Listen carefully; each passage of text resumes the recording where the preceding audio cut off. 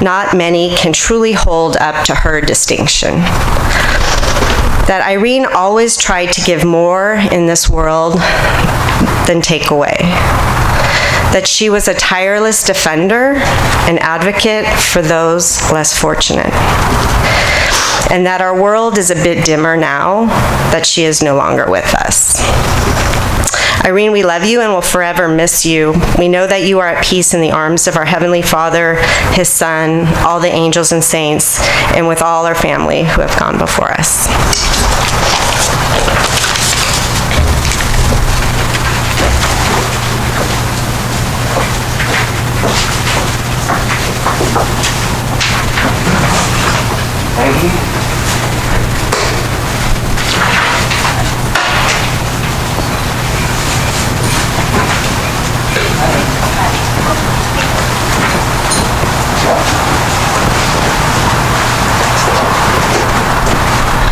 I'm Aggie Bailey, and I first met Irene in 1978. I'm pretty sure I hired her that year to be a camp counselor. She was there for 3 years. The thing that stands out the most to me about Irene is her tremendous grace, the grace that flowed through her from God, the way that she kept herself, she held herself, she lived her life, the way that she treated others, the way that she fought for things. That grace was just so strong in her. We worked together in youth ministry. We worked on the staff at camp for 3 years. I worked with her husband, with Tom, and, her kids came to camp. And so, but the thing is, I think that the thing I'm going to miss the most about Irene is her smile, her sweetness, her gentleness. In every situation, even at camp when she was new and everything was new and you're sleeping outside and all of a sudden you've got these young kids to take care of and they're all rambunctious and doing things that you're not completely familiar with, and learning lots. So I do remember, I remember coming to Santa Rosa and being introduced to her family. And I just remember that it was a very precious and special time. I remember being in her family home, and but I don't remember the specifics, because I think with Irene, it was more just the love and knowing that I was in the presence of such a beautiful, wonderful, loving person. And I loved it. I wanted it. I wanted more of it. The last time I saw her was at Dana Cooey Harmon's service. And I was so surprised that she was there, because it was a difficult time for her. But it was so wonderful to see her, even in her struggles. That grace came through. So my heart goes out to Tom and to her boys and children and grandchildren and everybody who we're going to miss her terribly. Thank you, Anne. I carry this with me all the time.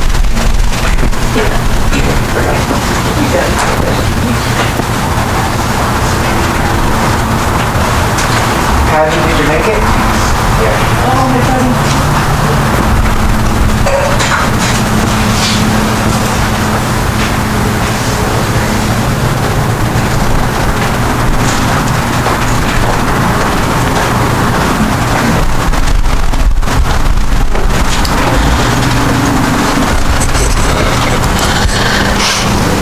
I met Irene almost 40 years ago right here on this spot. A member of the parish, a member of a prayer group that met at Jim McFadden's house. she was this gentle person. And all of the time, in all these 40 years, there was a way that she held your hand, that she just put your hand in her hands. And somebody said you were the only one in the room, but it was like you were the only one in the world. And it was like she saw into your soul. And she let you have a glimpse into hers. As an offshoot of life here at St. Leo's and then the prayer group, I started a women's I wasn't as young as Irene for sure, but I started a prayer group for women from a Saturday morning breakfast once a month. And we met at my house, and I had a nice dining room with a nice dining room table and a living room with not a stick of furniture in it.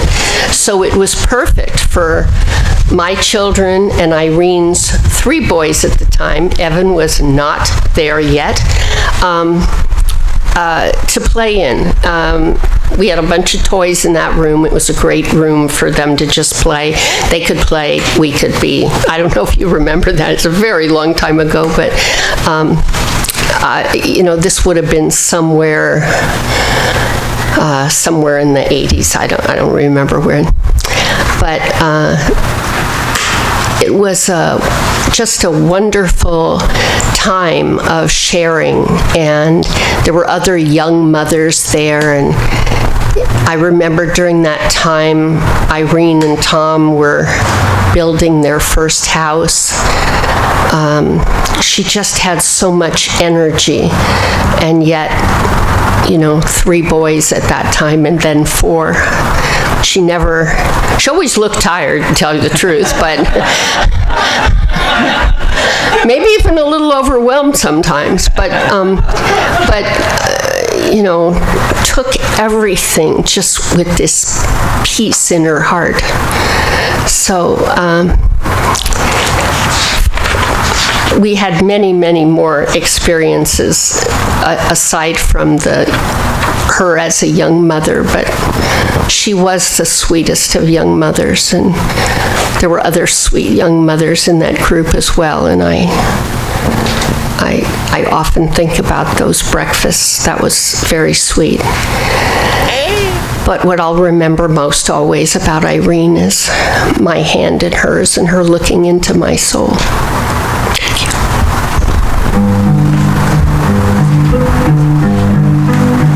I will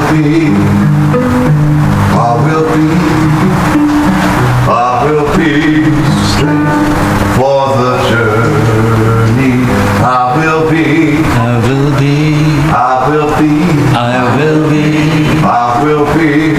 strength for the journey. There is a road meant for you to travel. Narrow and steep is the shepherd's way, and as you say yes to letting me guide you, I will be strength for the journey. I will be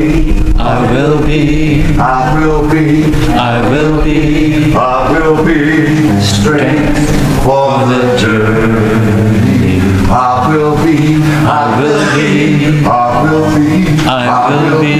I will be strength for the journey.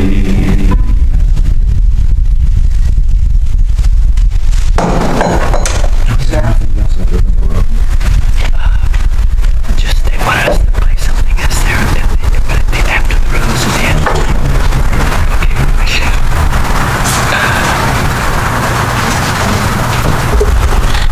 Perfect to follow Patty, because I took over where she left off when they moved to Kenwood, and those are my boys out there. I'm glad to see you made it finally, Jeff. Yeah. Just like your mother. My son told me not to say that because, in case you didn't know it, Irene was always late. And my son cringed when I said I was going to say that, but anybody who Irene knew she was always late. Not just my mom, but my dad. Oh, well, I was going to leave him out of it, you know. Let the living be, okay? But I gotta say that being late for Irene was always for a reason. She used to make these coolers full of peanut butter and jelly and bagels with cream cheese and all the cut and peeled and everything. My kids, I'm throwing them in the car. No shower, no nothing. We're not going to be late, right? But Irene, perfect. Always perfect. Anyway, did that make you cringe, Ben? Okay. Soccer mom is a funny thing for me because I don't, that's not where I come from with Irene. We started with the serendipity of my having 3 boys in Kenwood and her having 4 boys in Kenwood, and that's a pretty small town. So we serendipitously ended up together a lot. Mostly during the early ages, not together, we mostly had one another's children in our car. And we carpooled a lot to Sonoma Valley Corral, which the Bachelders introduced my sons to, and which they went to Buxton, England together for, and that was a huge part of our life, sharing the corral. And also soccer and school. But mostly, Irene and I didn't really know each other as well then. We knew each other's kids. And we loved each other's kids. Irene loved my kids. Evan and Julian and Matt and Jeff and Ben, Jeff and Big Chris with Ben and Lincoln and Julian, and we became close through our kids. So I'm glad you said soccer mom, even though the soccer was only part of it. And even though I'm so honored to be asked to speak, but when I thought about it, the first word that came to my mind was sweet. Because Irene, but gentle is another word. But it's so shallow sounding to say that about Irene because her sweetness was a style thing, but she was really rock solid. She had values that she would die for. And probably one of her most important values was her family. So being close to her boys and her being close to my boys brought us really close. And we became even better friends after our boys went away because Irene and I stayed in touch and we were there for each other. And she was not just a soccer mom vis-a-vis Irene. I'm a girlfriend, and too soon girlfriend. Too soon. Gonna miss you.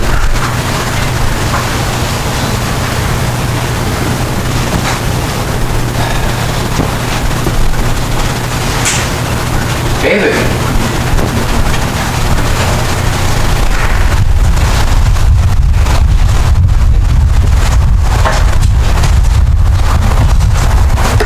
Hi, I'm David. And it's so appropriate that we're here at St. Leo's. This is really our home parish, even those who have left it. And as many of us have years ago, it's still our home parish in so many ways. And this is the place where so many amazing women came from. So many women dedicated to peace and social justice, and that's my little piece of this talk. When I think about these women, I think about the Kearney sisters, the 3 sisters each of whom became a nun. Joan Huguenard, an old friend. Annette Lamont, Cindy Vroman, Elizabeth Kemp, who I'm sure most of you know. Tess Hageman, Patty England, Marion Williams, Joanne Consigliere, Kay Lambert, my sister Linda Wildman, and so many other wise women came from here, and Irene came from here too. This was her spiritual home for many, many years. Irene comes out of that tradition of wise women who are tired. They're tired of violence, tired of war, tired of racism. They're inspired by the knowledge that they know that each one of us every one of us, every human sister and brother, all share the kinship of being human, a kinship that leaves no one out. Irene had so many gifts, and she gleefully shared them with us. She was prodigal in her love, prodigal in her joy, and her glow inside the room lit us all up. Her eyes always said, "I see you. I see you, child of God, sister, brother. I see you and I accept you for who you are, no matter if you wear dirty clothes. And I love you more than you know." She came with us on our very first trip to El Salvador, and subsequently another trip also with her son. And she came, Dan Lambert, I don't know if Dan is here, but he's the person who kind of organized us with Seeds of Learning. Seeds of Learning, that great organization and nonprofit that was repairing Nicaragua and El Salvador after the terrible civil war that had been going on for 12 years. And we went there because we wanted to rebuild schools and churches that had been destroyed during the war. We wanted to put our faith, it was a very simple thing. We wanted to put our faith into practice. And it was a very dark time, just a year after the tragedy of 9/11 in New York. So we ended up in this tiny, tiny little village called Cicohuite, way up in the hills near Honduras, right up from a river called the Rio Lempa, which is where hundreds of people were massacred during the war. And we met there, and we worked there for 2 weeks. The last day that we were there was a Sunday, and the local priest, Padre Manuel, came and he said, "How would you gringos like to celebrate with us our Mass?" And we said, "Well, of course we would." And who should be there but Father Larry, who was our pastor here at St. Leo's, and so they con-celebrated. And we watched them as these people who had just come back from camps in Honduras, where they had a terrible life for 10 or 12 years. They came back and they were living in shacks. Not even shacks. They were living in holes in the ground, basically. But they had saved out of their church, which had been blown up by a 500-pound bomb made, unfortunately, in the United States. They had saved a crucifix and some little statues. And that morning they brought them out and they put together a little backdrop like this. And it was the most amazing thing, because those were the relics of their past lives. And the church had also been blown up. And so what we sat under was an awning that was made out of tin, held up by big round pieces of bamboo, big bamboo stalks, probably 12 feet tall, maybe more. Hard to know. Anyway, we all got together, we were all singing, and we were all, enchanted with each other, the little people from the village and us. And Irene was standing right next to me, and she said, "Isn't this great?" And I said, "Isn't this great? It's so wonderful." And you know what? It started to rain. And it rained so hard. It's tropical rain, and it came down in sheets. And I looked over at Padre Manuel, and he was kind of looking out, he was used to this. And the rain was pouring down, and the more the rain poured down, the closer we got. And Irene turned to me and said, "You know what? This is wrong. They need a church, and we're going to build it for them." I said, "We're not going to build it for them, Irene. They're going to build it for themselves, but we're going to supply the money. How about that?" She said, "Great." She turned to Patty England. Patty England's out here. She said, "Patty, do you think we can raise some money so that these people can get a church?" And Patty said, "Sure, I think we can." another wise woman. And all the wise women in this parish got together and they created a fund.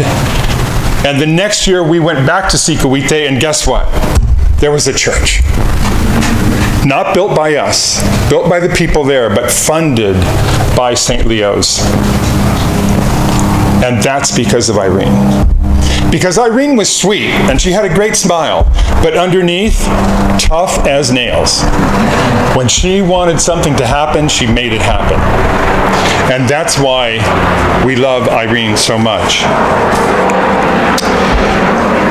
Irene understood that the Church of God, or the church as the people of God, can truly embody the living Christ only when the poor remain at the center of the church. When we were going to the border in El Paso a year and a half ago to work with migrants, Irene called and to say that she just wasn't up to it. She was just too sick. So we went to the border in El Paso to work with migrants, and Irene, what did she do? She gathered up Victoria McDonald and a few other people, and they went to the Joe Rodota Trail.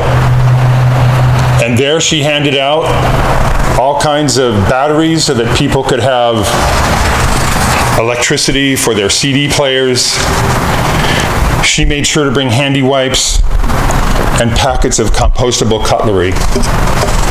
Being Irene, they had to be organic and compostable. And it was on her birthday, Tom tells me. It was much more than Christian charity, and she hated that word, charity, because it seemed to make the receiver less than. They were receiving a handout. They were receiving goodness from really good Christian people. She knew it was a far deeper expression, just an expression of one human heart to another human heart. And from her heart, she always said, "I see you, child of God, marvelous and divine. You are not diminished, even though you feel broken by the war, broken by your own poverty. I see you, child of God, who is developmentally delayed. You, child of God, are valuable and wondrous."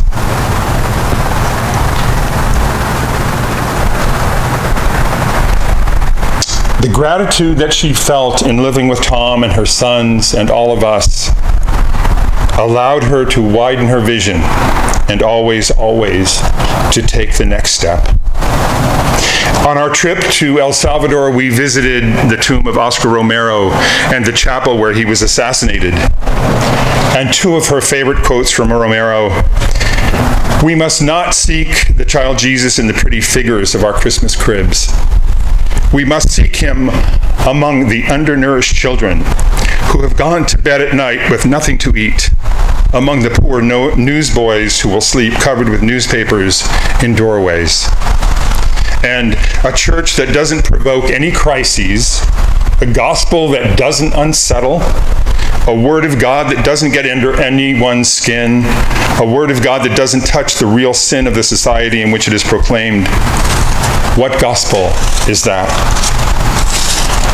Irene lived a life of planting seeds that will grow and inspire others on this path we all walk. It's time for us to carry on in her honor and plant our own seeds of faith and justice and vision. Well, the next person's coming up. I feel Irene's presence. So I hope those of you that know it will just sing one time through Surely the Presence.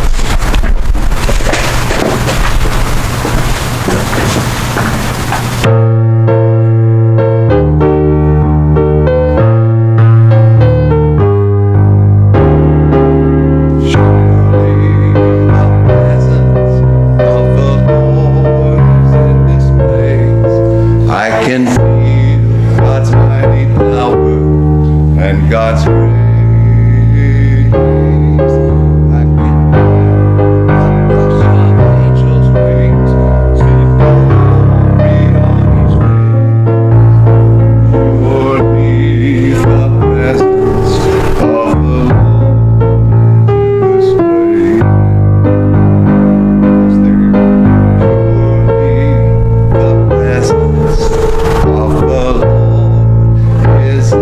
this way.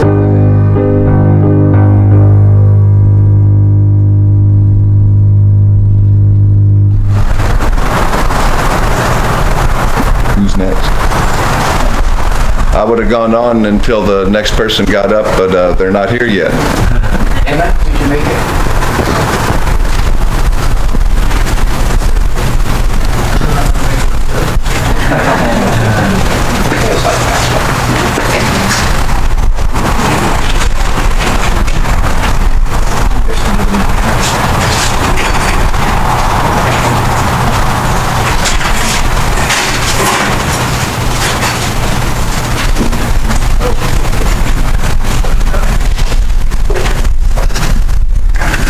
Hi, my name's Emmett.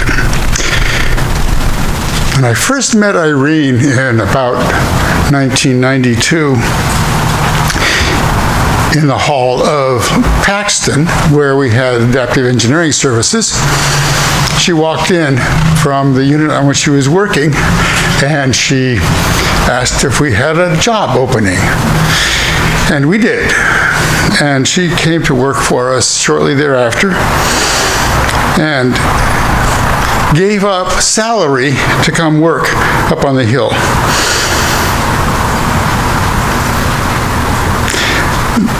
In the work that we did, there wasn't a single solitary way to do anything. Most of the efforts were collaborative.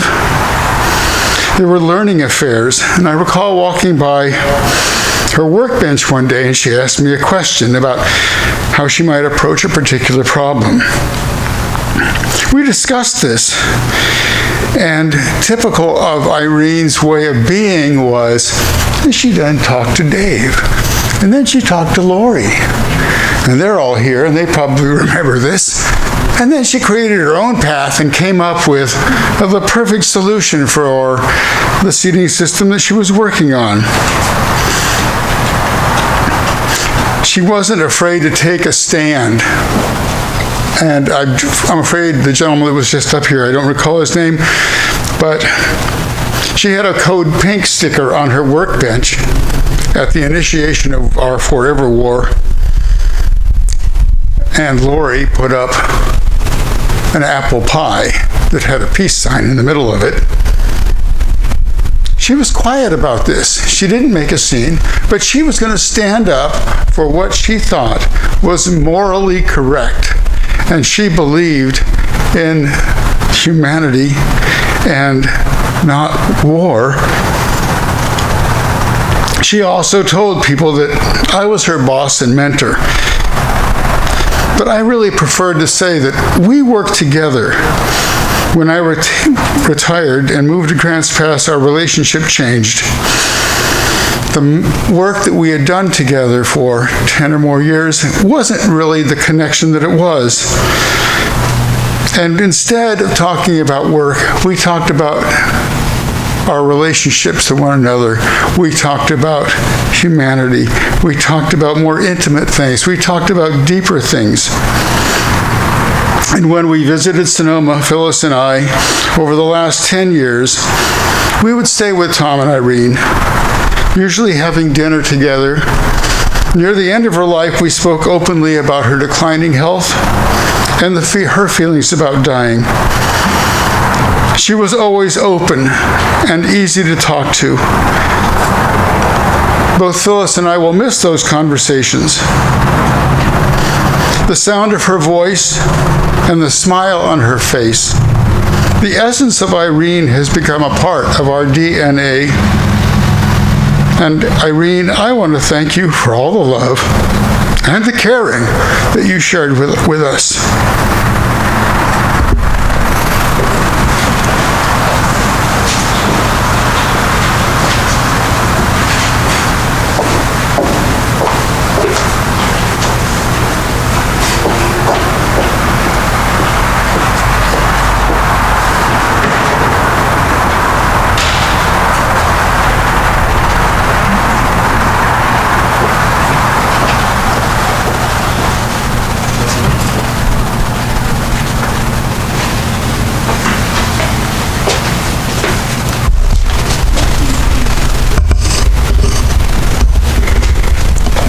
I'm Alice Waco, the mature friend.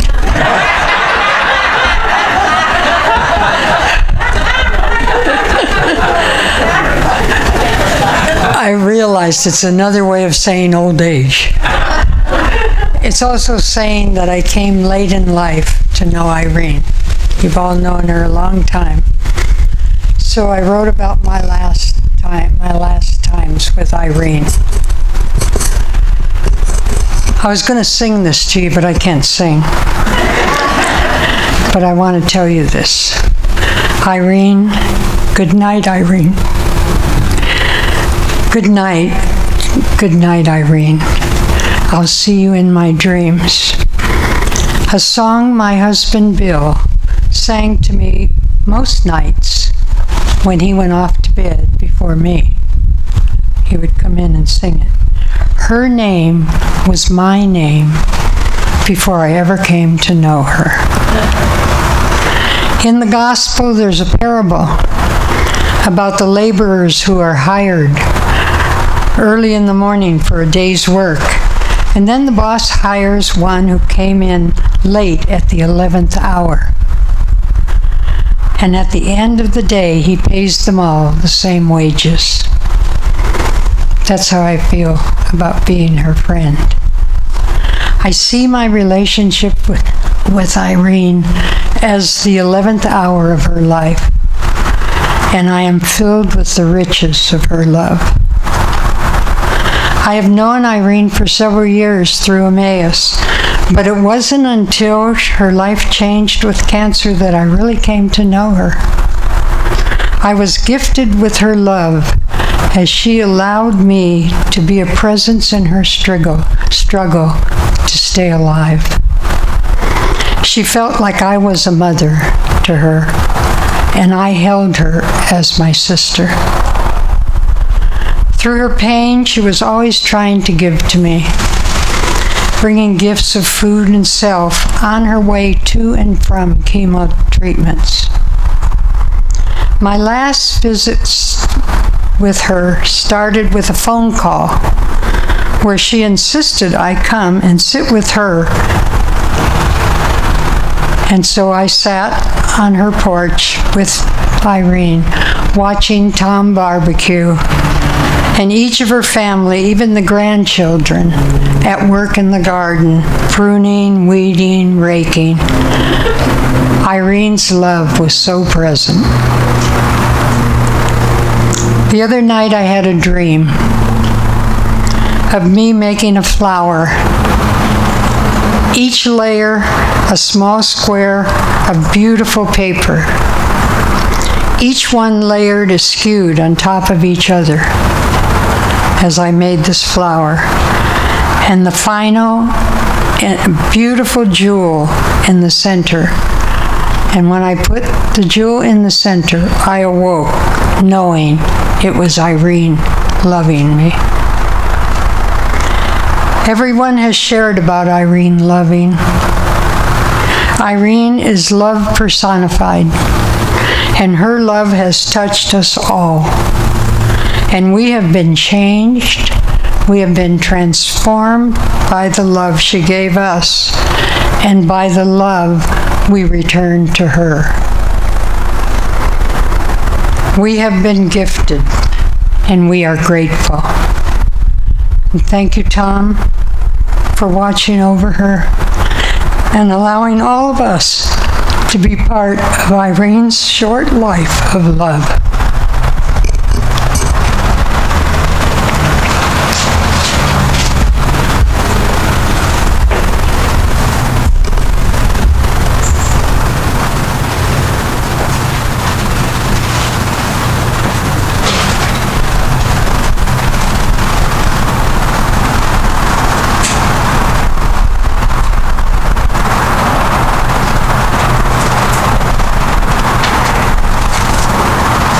I'm not in your program because I wasn't sure I was going to be here, but I'm really glad that I was able to be here with all of you.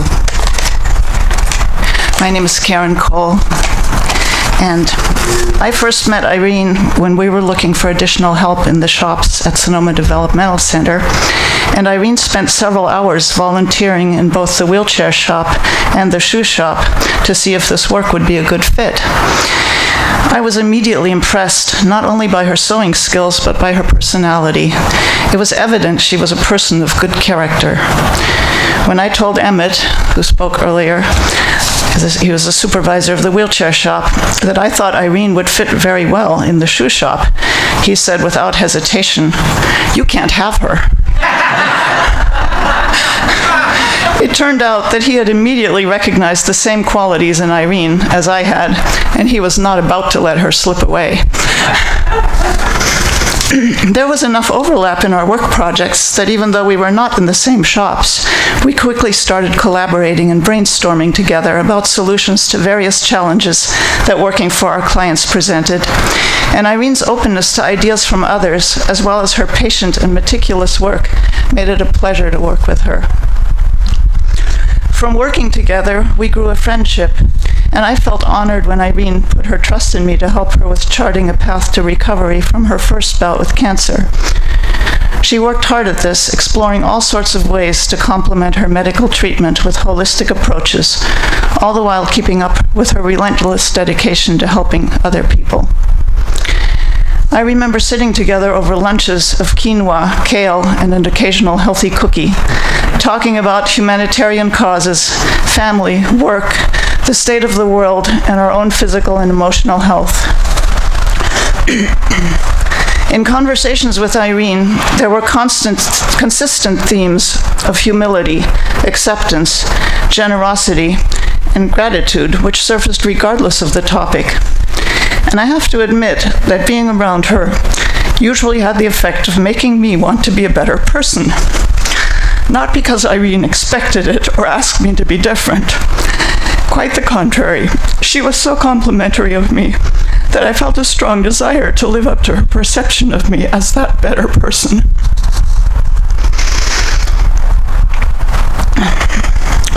I saw Irene having the same effect on others. Just by being herself, she nudged most of us in the direction of being a little more considerate, a little more appreciative, a little more generous, and incredibly, even a little bit neater.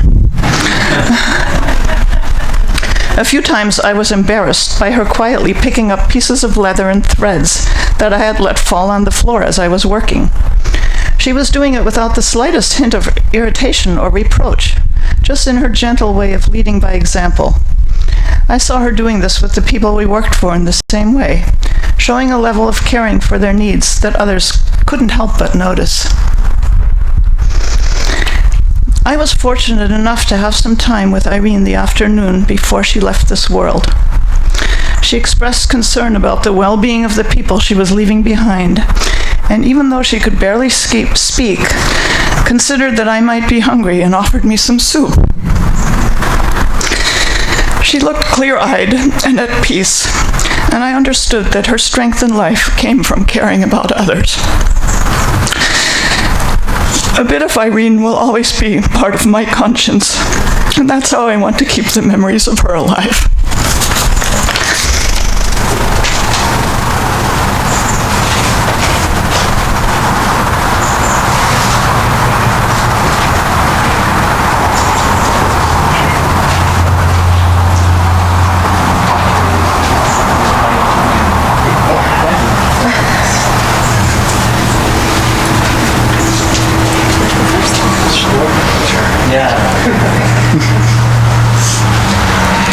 Hey guys, I'm Evan, the youngest, and public speaking terrifies me, so I'm gonna make this nice and quick. Sorry. Thank you. My mother was the bedrock of our family, and she was the bedrock of a lot of everyone's communities, large and small. And she was the person behind the scenes. You know, she was picking things up, she was organizing, she was making everyone comfortable, she was the host who wasn't actually the person's house. You know, she was the host standing behind the hosts. Sorry.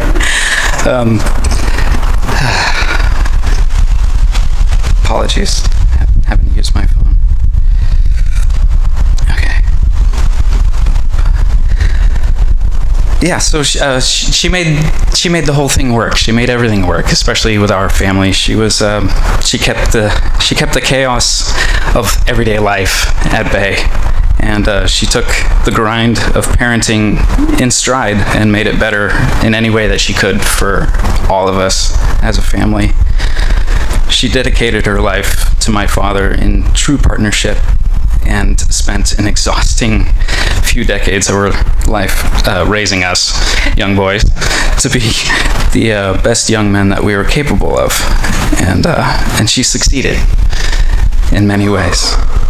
She taught us the value of order and functionality in our material and surrounding lives, of dedication and focus in our interests and passions. But more than that, she taught us to take pride in how we lived our lives, to take the next step, to always take the next step, and strive to be a better caretaker of ourselves, others, and of the earth. Her compassion for others and willingness to give herself every single way that she could to ease their pain was inspiring to witness. And her love for the natural world and all its creations was wonderful to share in her joy. She showed us that humility and grace far outweighed hubris and greed, that the aiding of others will always be worthwhile, and that gratefulness nourishes the heart and soul more than even homemade chicken stew. She was one of the strongest women I've ever known, led only by her mother and grandmother. The women in her family had powerful, fierce spirits and stood strong against the currents of anguish and strife. She was with us for as long as her physical self would allow. I have to believe that she has a greater purpose somewhere else here on the earth and is making a new set of parents very happy, watching her relearn how to navigate physics without muscle memory.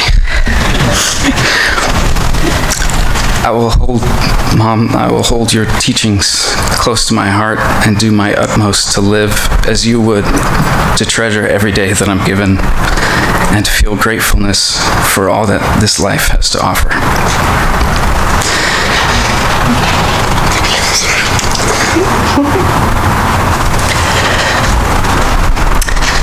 Good afternoon. I'm Alexandra. I'm Evan's partner. I know I haven't met very many of you, but hopefully today that will change.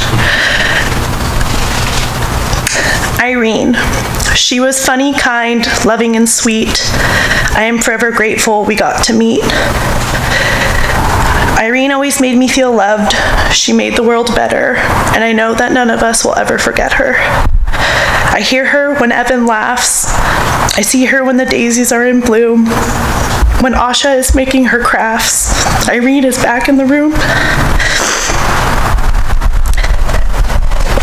Irene is deeply missed. Her vibrant smile and warm embrace may have left this place, but her spirit is all around us. And the sweet summer peaches, the soft wind in the trees, her soul is never out of our reach. Thank you, Irene, for sharing your love and creating this community and making such a beautiful family. Sweet dreams, Irene.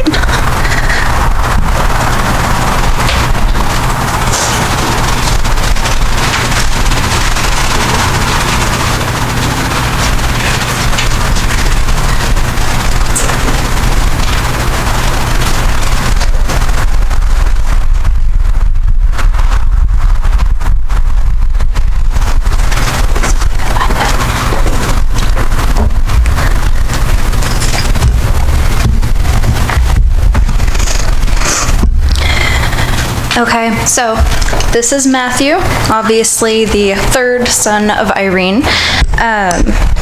He, I guess public speaking doesn't run in the family because he's not a fan of it either.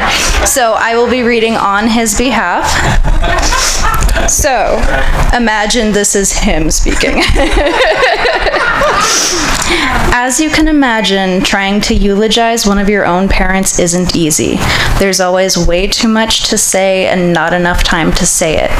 My mom had so much influence on the people around her. The funny thing is, when asked to reminisce on memories of my mom, the first thing that came to mind is something as simple as sweeping the floor. When I was younger, my mom used to instruct me to sweep the floor at home with the same diligence as if I was painting a surface. You wanted to do a proper job to completion, so you couldn't miss any spots. It drove me absolutely up the wall that she insisted that I take that much time and care to complete such a simple task. It also became very apparent that the same level of precision requested would be applied to other tasks as well, such as dishwashing and scrubbing toilets. Regardless of my younger self's perception, I have grown to realize how beneficial it is to have that kind of training. My wife is thanking her, I'm sure. My mom was also quite creative. She was so dedicated to her patients at SDC, and it showed in her work, as we've discussed earlier. Her creative process was inspired from her father, who enjoyed spending much of his time doing projects upon which he could redesign and improve. I had the good fortune to visit my mom's workshop at SDC. Seeing the tools at her disposal and the projects she was investing energy in has further driven my own desire to enhance my creative process. I've been so fortunate to have her in my life because she just wanted everyone around her to succeed. She will definitely be missed.